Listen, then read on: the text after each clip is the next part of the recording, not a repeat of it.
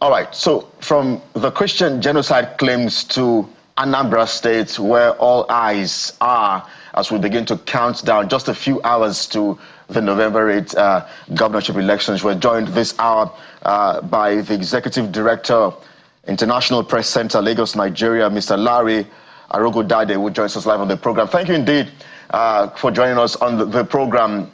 Well, so many concerns. Perhaps we begin with security, Mr. Arogodade, because the police has deployed about 50 police officers to Anambra State.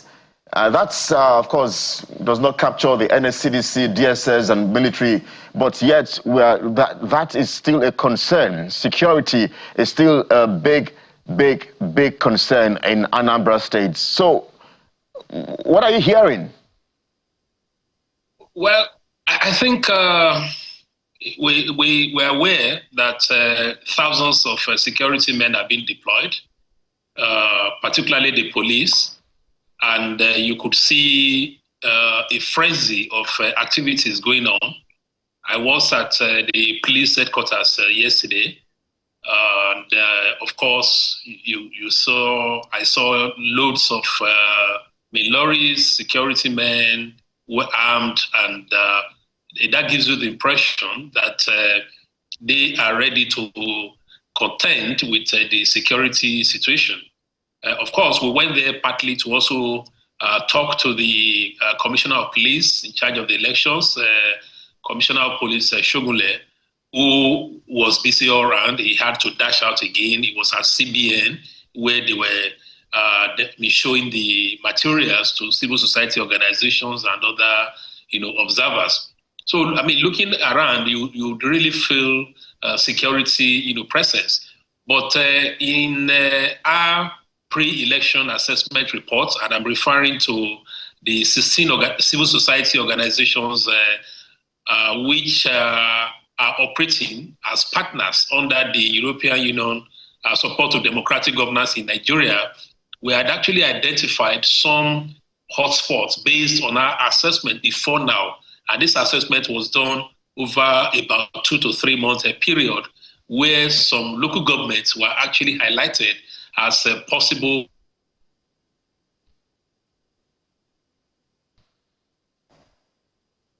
as possible danger zones. And this report has been made public. It's been made as the security agencies to pay attention to those areas. Now, the other side of the coin also has to do with the approach of the security agencies to deployment, because it's good to have security presence, but that presence should also not become like a show of force in such a way that it discourages people from coming out, because we're concerned about voter apathy. So what we are just saying is that deploy quietly, these chances, too many checkpoints could actually discourage the people. But like I said, you really can feel security, presence in the state as we speak, right now. Yeah, I was just going to ask you to perhaps list some of those flash points you have captured in your report. Walk us through some of those areas you have captured. Well, I don't know whether it's since we're in the countdown to elections now to begin to mention those areas, but these we're not discussing the parties. We're discussing the areas. So we can call the security officials to ensure that those areas, would be looked into and ensure that there's some sort of security for Nigerians resident in those areas. Well, actually, it's virtually almost all, parts of the country. Of the states, particularly some of the local governments, which we mentioned in that report, and I could get that in a short while and make it available to you and talk about them. But we're just looking at local government areas, and the police are quite aware of this, that have a tradition of violence. Remember that there was a by-election in the States some time ago, and you had elements of violence in some parts based on that by-election. So it's on that basis that this suggestion was actually made about what needs to be done in terms of security. Well, in other assessment reports that have come to us, we've seen some names identified. So you'd be, helping security agents as well if you're able to mention those names for us. But as a quick follow-up to that, the INEC chairman did mention that because of the inability of the electorate to is it register now in certain areas like Ihiala, that they can come to a central area to cast their votes. I'm not quite sure if he was talking about registration or inability to participate in the exercise due to security concern. But how satisfactory or comforting is that assurance for the people to go to that areas in terms of convenience, and then in terms of the neutrality, the security of their votes, following that approach to ensuring that the exercise goes through? How satisfactory is that to you as the civil society organization covering this election? Well, it will have been ideal to ensure that voters or registered voters are able to vote in the areas where they registered. But if there are challenges and alternative arrangements is being made by the Independent National Electoral Commission, it should also be welcome, because at least it shows that they definitely want people to cast their vote. And what I would then be saying is that now that they have committed to that, our own interest would be to monitor the situation and ensure that this actually happens, because it will then involve a lot of logistics. And as a matter of fact, a lot of enlightenment, a lot of information. Campaigns have started, have stopped now, but at least voter education hasn't been stopped. So it will be good for INEC using and working with other stakeholders like the National Orientation Agency to focus on this set of voters and continuously provide information to them, targeting them to explain how this would happen. And I guess this is where the security deployment would also be very important to ensure that people who fall into this category are not disenfranchised in any way. Because like I keep saying, one major concern we have has to do with voter apathy, because in 2021, the turnout that was recorded in the state was the poorest, even though in this state before we had also seen people turning out to vote. This state had recorded even 40% turnout before, but it dropped drastically 4 years ago. So that is the concern that we have in this kind of situation.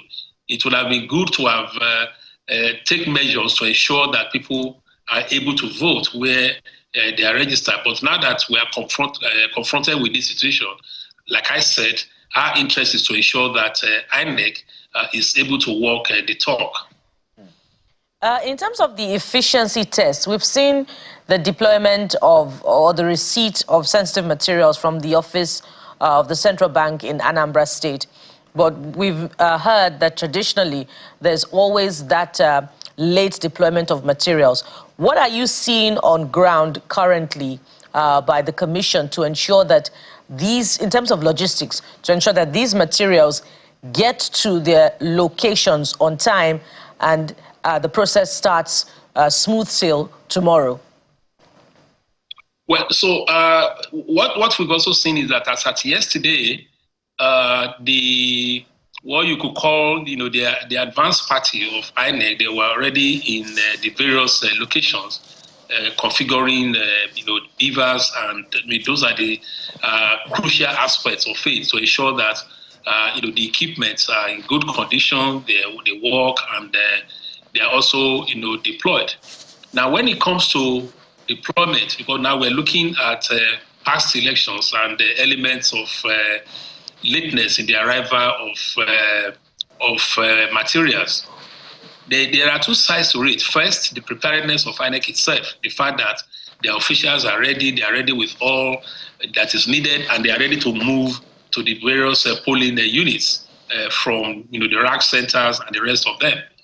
Now, they don't move unless they are accompanied by security agents. And what we observed in Edo State was the fact that INEC officials were ready, but the police were not ready because they had to first go to the headquarters, do the drill, salute, whatever they needed to do, get their own briefing.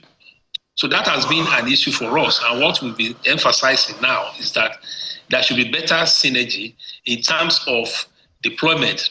It will be good if policemen and other security agents that may be needed are deployed in time. They should be on ground by the time the INEC officials are ready and move with them. And that is the only thing that could happen. On the part of INEC, we would also expect that they will spend most of today having, engagement or interactions or interfaces with the transport, that they would be making use of. Because in Anambra State, there are also areas where these materials would have to travel over water, what we normally call, riverine areas. We do have that. And these are the critical logistic, questions. But it's really about working in synergy with others. So if INEC officials are ready and the security agents are ready, as at the time the INEC officials are ready, I think there could be a better and faster deployment such that we will not experience delays when it comes to the opening of voting process, starting with accreditation. All right. Well, we have to leave it here. I mean, just like you've captured in 2021, it's the voter apathy there plummeted to as low as 10.1%. Really, really disheartening. I hope that we see those numbers increase tomorrow. So in the Anambra, please go to the polls tomorrow and ensure that you get to vote for the governor of your choice. Well, that's a fine place to leave it this morning. Mr. Larry Arogudade is Executive Director, International Press Center, Lagos, Nigeria. Thank you indeed for your time on the program. Thank you very much. And I'm sure we'll still be giving you updates as they come. All right.